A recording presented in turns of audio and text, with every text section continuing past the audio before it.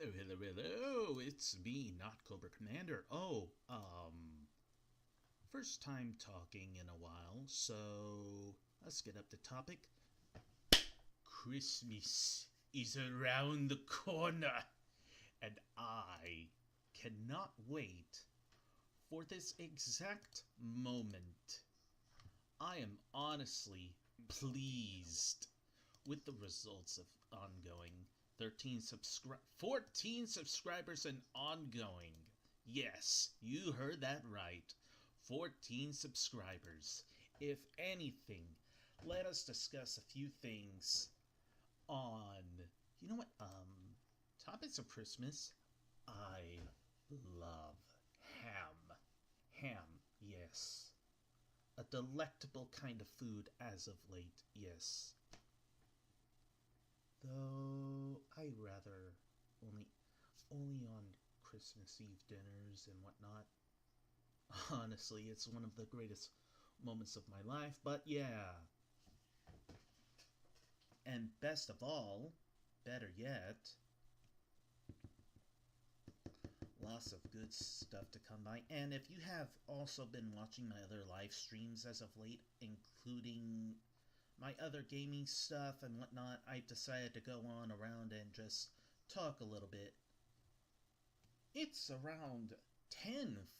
It's almost midnight, so to speak.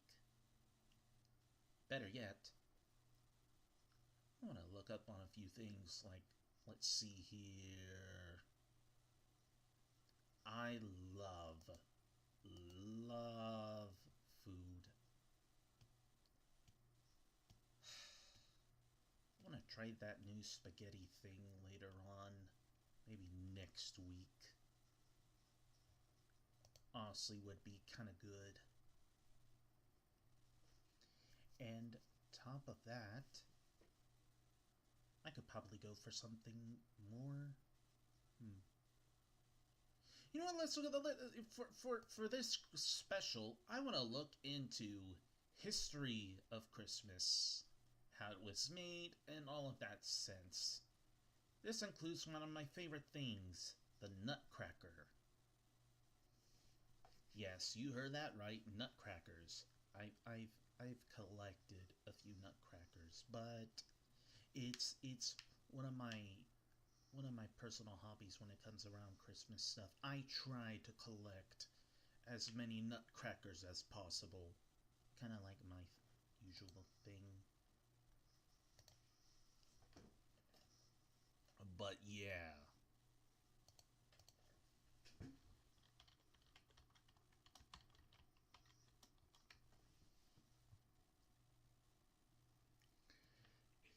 Anyways, so speaking of, let's talk about Christmas.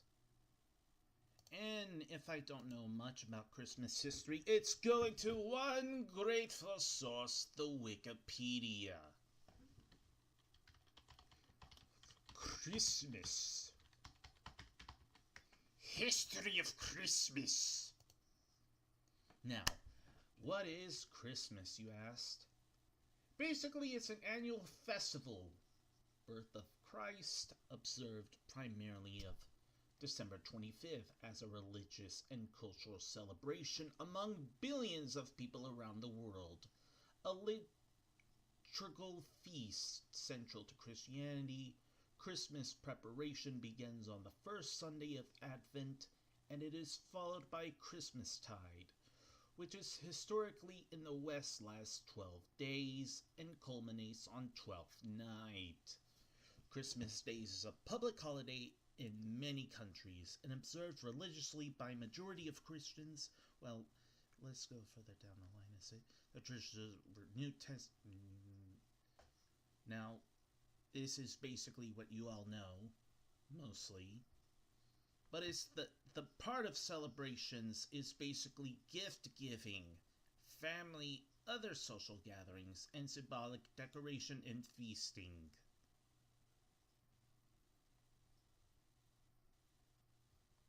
Now let's go to early and medieval era.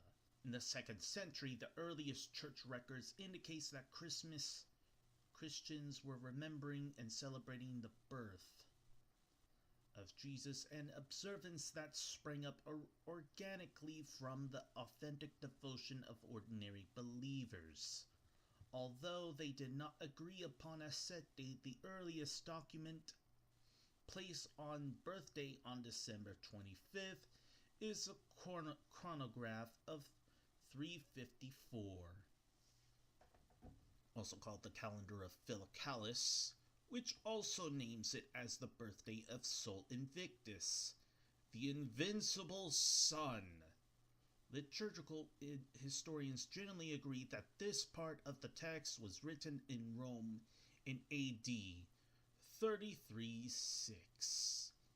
This is consistent, and the assertion that the date was formally set by Pope Julius I, Bishop of Rome, from 337 to 352, though Christmas did not appear on the list of festivals given by the early Christian writers Irenaeus and Tertullian. The early church followers John Chrysostom, Augustine of Hippo, and Jerome attested to December 25th as the date of Christmas towards the end of the 4th century. December 25th was the traditional date of the winter solstice in the Roman Empire, whereas most Christians believed in the Roman festival Dies Natalis Solis Invicti, birthday of the Sol Invictus, which has been held on this date since 274 AD. Now keep in reminder, 274 AD is calculation.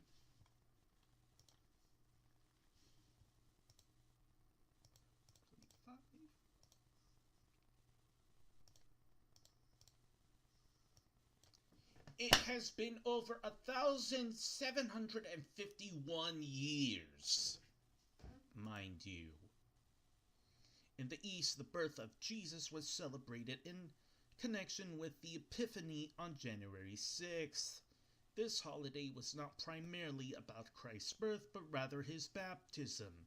Christmas was promoted in the East as part of the revival of Orthodox Christianity that followed the death of the Arian Emperor Valens at the Battle of Adrianople in 378.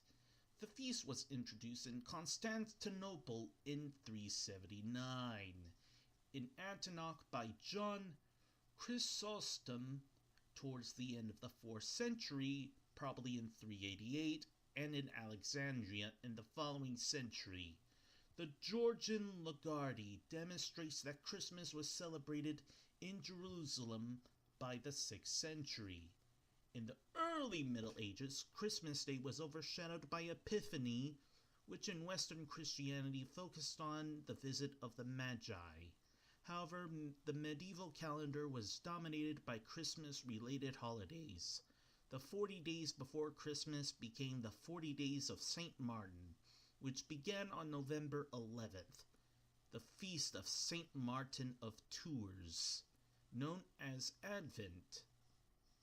In Italy, former Saturnalian traditions were attached to Advent.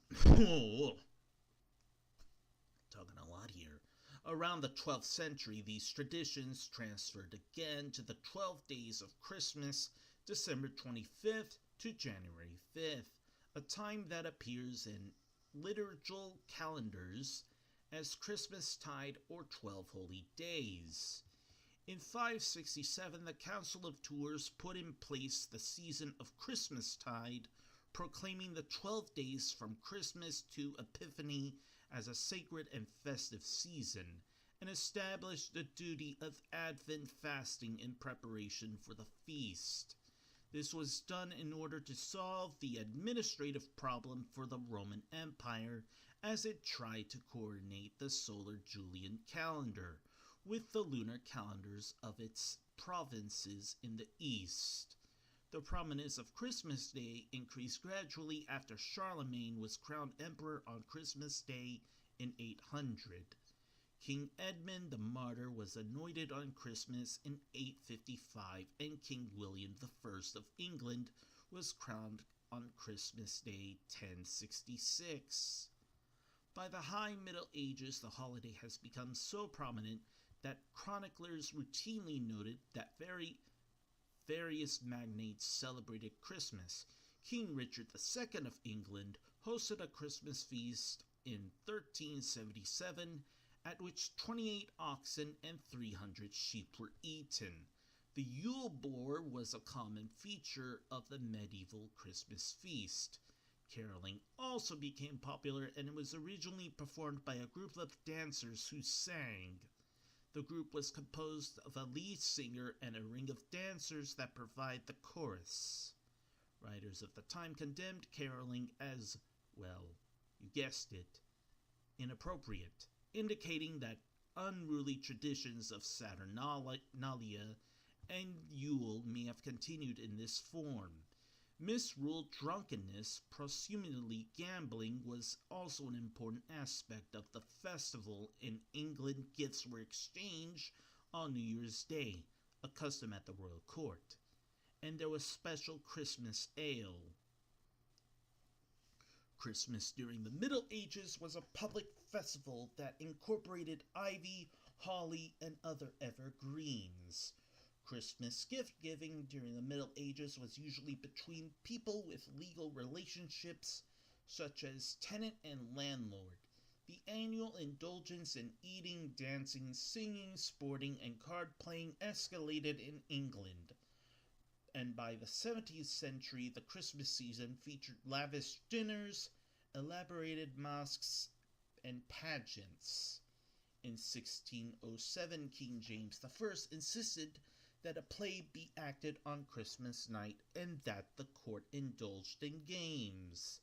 It was during the Reformation in 16th, 17th century Europe that many Protestants changed the gift bringer to the Christ child or Christ kindle, and the date of giving gifts changed from December 6th to Christmas Eve.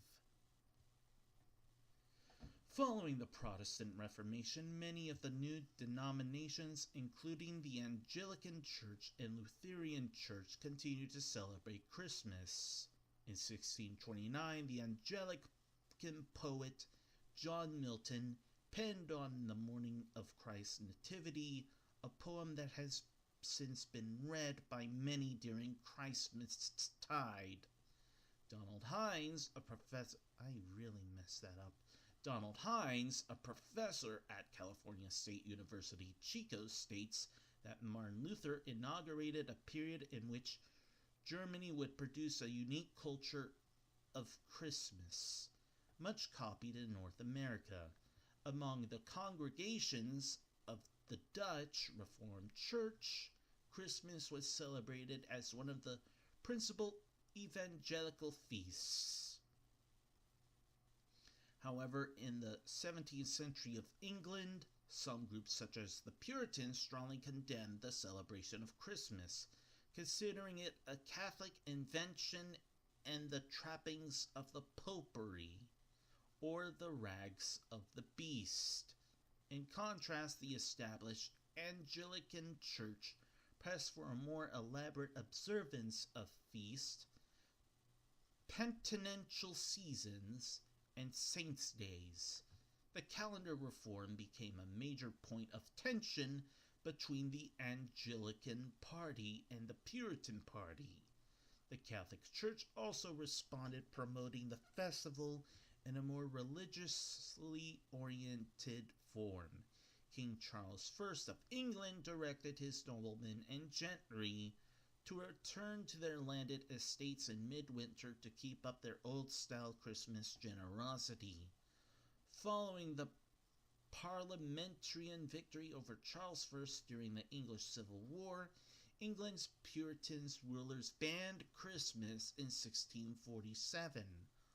Oliver Cromwell even ordered his troops to confiscate any special meals made on Christmas Day. Protests followed as a pro-Christmas rioting broke out in several cities, and for weeks of Canterbury was controlled by the rioters who decorated doorways with holly and shouted royalist slogans. Football among the sports the Puritans banned on Sunday was also used as a rebellious force. When Puritans outlawed Christmas in England in December 1647, the crowd brought out footballs as a symbol of festive misrule. The book The Vindication of Christmas, London 1652, argued against the Puritans that makes note of Old English Christmas traditions, dinner, roast apples on the fire, card playing, dance with, and Old Father Christmas and carol singing. During the ban, semi-clandestine religious services marking Christ's birth continued to be held, and people sang carols in secret. Christmas was restored as a legal holiday in England when the restoration of King Charles II in 1660, when Puritan legislation was declared void. With Christmas again freely celebrated in England, many Calvinist clergymen disapproved of the Christmas celebrations. As such, in Scotland, the Presbyterian Church of Scotland discouraged the observance of Christmas, and though James VI commanded its celebration in 1618, attendance of church was scant. The Parliament of Scotland officially abolished the observance of Christmas in 1640, claiming that church has been purged of all superstitious observation of days, whereas England, Wales, and Ireland Christmas Day is a common law holiday. Having been customary holidays since time immemorial, it was not until 1871 that it was designated a bank holiday in Scotland.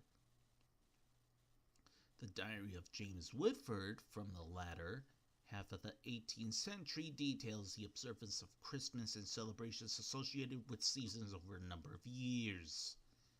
As in England, Puritans in colonial America staunchly opposed the observation of Christmas. The Pilgrims of New England pointedly spent their first December 25th in the New World working normally. Puritans such as Cotton Mather condemned Christmas both because Scripture did not mention its observance and because Christmas celebrations of the holiday are involved boisterous behavior.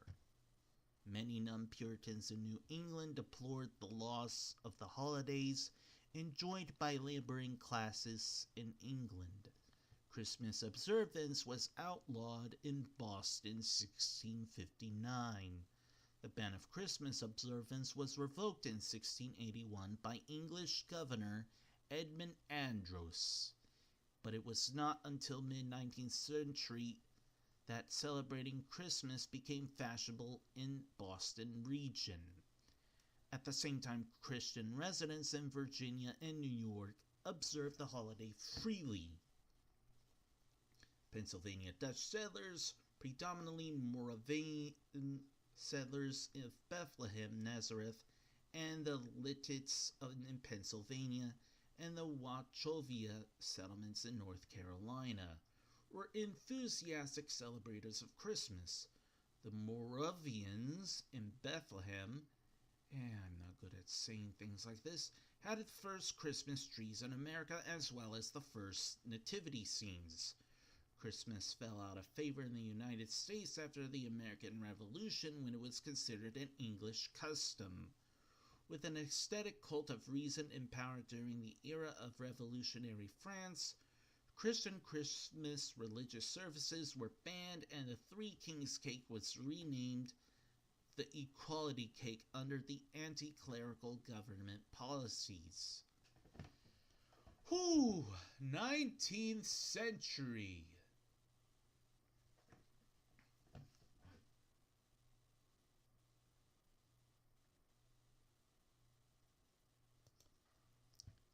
19th century. In the early 19th century, Christmas festivities and services gradually spread with the rise of the Oxford movement. in the Church of England that emphasized the centrality of Christmas in Christianity and charity to the poor, along with Washington Irving, Charles Dickens, and other authors emphasizing family, children, kind-heartedness, gift-giving, and Santa Claus for Irving, or Father Christmas for Dickens. An indication this increased recognition of Christmas was slow, however, is seen in the fact that in 20 years between 1790 and 1835, the Times did not mention Christmas at all. So yeah, they didn't mention Christmas ever.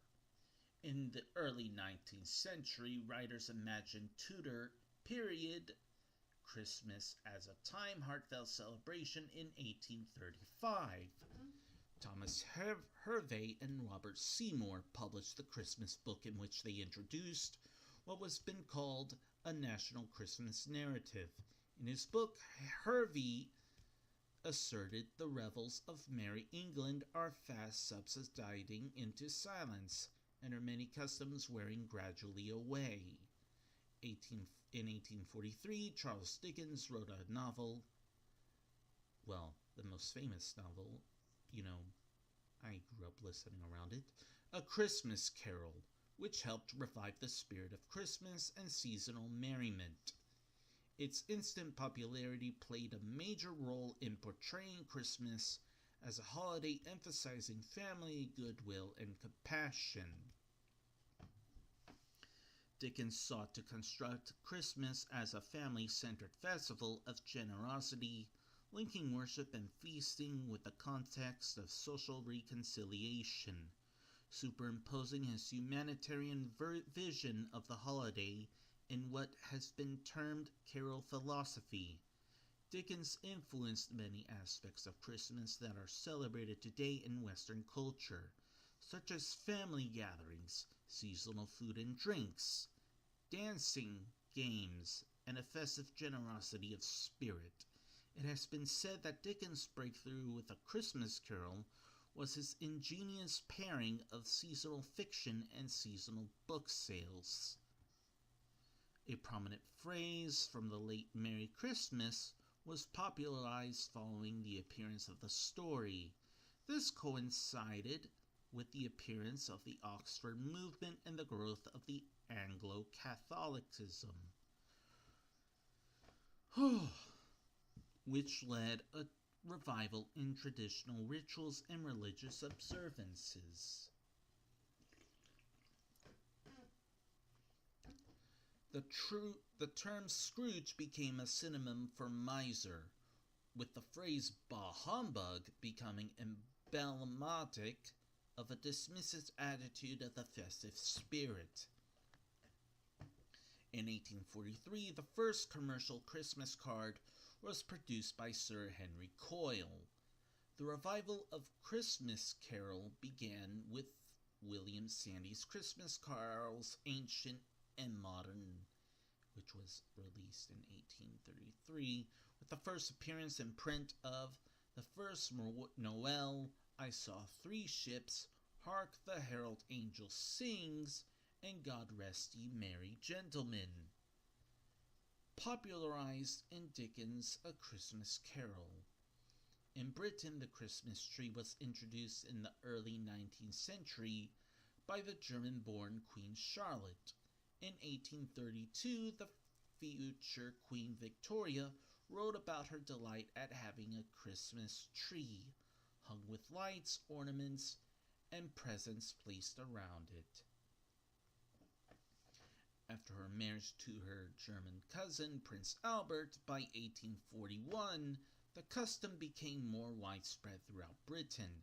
An image of the British royal family with their Christmas tree at Windsor Castle created a sensation when it was published in the Illustrated London News in 1848. A modified version of this image was published in Godey's Lady's Book, Philadelphia, in 1850. By the 1870s, putting up a Christmas tree had become common in America.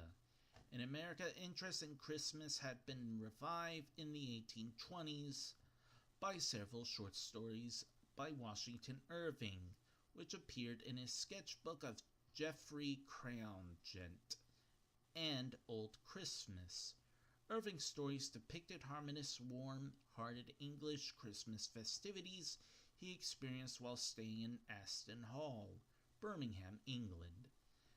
That had largely been abandoned, and he used the tract Vindication of Christmas of Old English Christmas Traditions that he had transcribed into his journals as a format for his stories.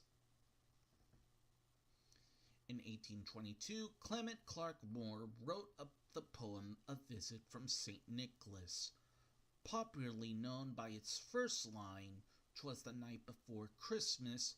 The poem helped popularize the tradition of exchanging gifts, and seasonal Christmas shopping began to assume economic importance, which it did. This also started the cultural conflict between the holiday's spiritual significance and its associated commercialism that some see as corrupting the holiday. In her book 1850, The First Christmas in New England, Harriet Beecher Stowe includes a character who complains that true meaning of Christmas was lost in a shopping spree. While the celebration of Christmas was not yet customary in some regions in the U.S., Henry Wadsworth Longfellow detected a transition state about Christmas here in New England in 1856. The old Puritan feeling prevents it from a cheerful, hearty holiday, though every year makes it more so. In Reading Pennsylvania, a newspaper remarked in 1861, "Even our Presbyterian friends who have hitherto steadfastly ignored Christmas threw open their church doors and assembled in force to celebrate the anniversary of the Savior's birth." First Congregational Church of Rockford, Illinois, although of genuine Puritan stock, was preparing for a grand Christmas jubilee, a news correspondent reported in 1864. By 1860, 14 states, including several New England, had adopted Christmas as a legal holiday. In 1875, Louis Prang introduced the Christmas card to Americans. He has been called the father of the American Christmas card. On June 28, 1870, Christmas was formally declared a United States federal holiday. Oh, I think I might stop here for now. This is so long. I will put a part 2 of this. How long have I been streaming this? It's only been 28 minutes and I am not done yet. Okay, I need to drink something. I need to drink something before my throat dries up. Oh, dang, that's some good water. Okay, let's see here. Christmas holiday. 20th and 21st centuries. During the First War, and particularly in 1914, a series of informal truces took place for Christmas between opposing armies. The truces were organized spontaneously by fighting men, ranged from promises to not shoot shouted at a distance in order to ease the pressure of war for the day, to friendly socializing, gift-giving, and even sport between enemies. These incidents became well known of a semi-mythologized part of popular memory. They have been described as a symbol of common humanity even in the darkest of situations, and used to demonstrate to children the ideals of Christmas.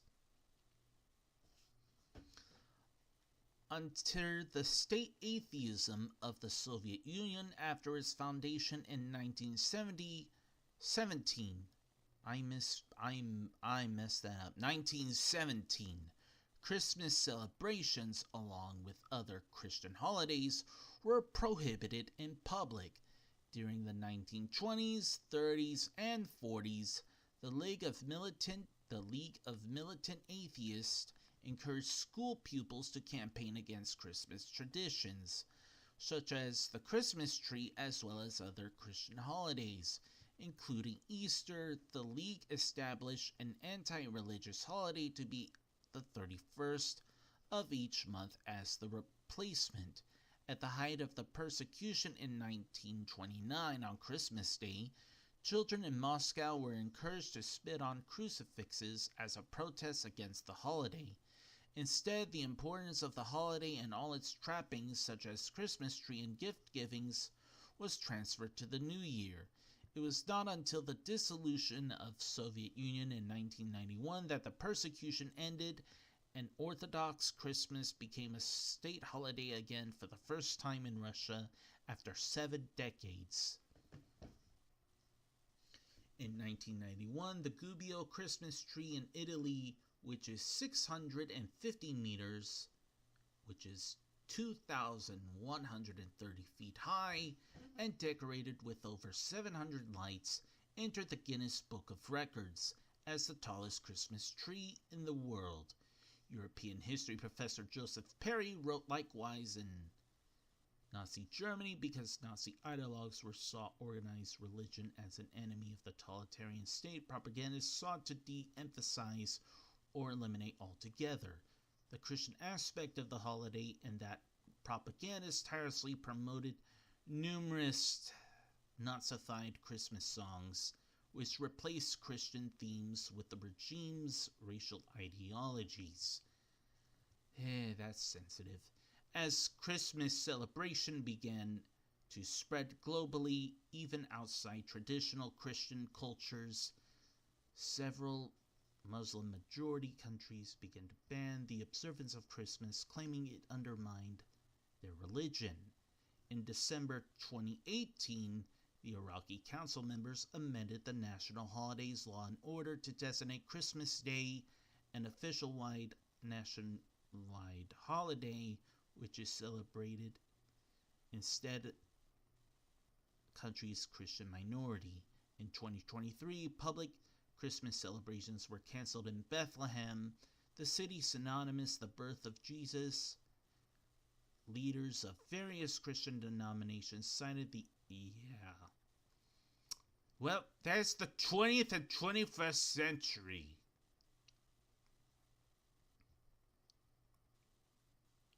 '20th and 21st century, oh boy.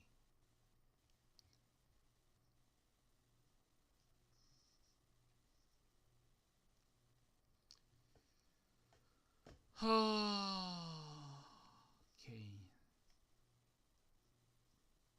Anyways, on to other topics.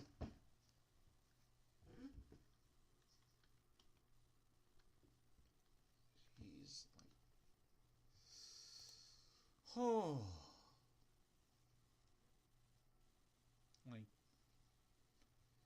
Well, it's almost close to the holidays, so that's enough history for Christmas.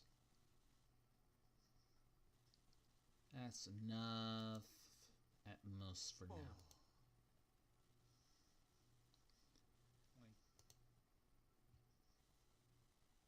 I might play a game today, but now it's not a good time. I got stuff to do, stuff to deal with, and probably go somewhere soon. So,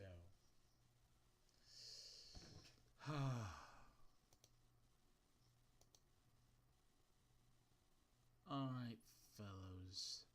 I am signing off on this live stream, and, well, that should be it. There will be, if y'all want more of this, be sure to like, share, or subscribe, and hit the notification if you want to see my new videos in the upcoming future. Also, I don't know if I plan to put a Patreon, but hopefully that will come around. Not sure, but hopefully that will soon follow.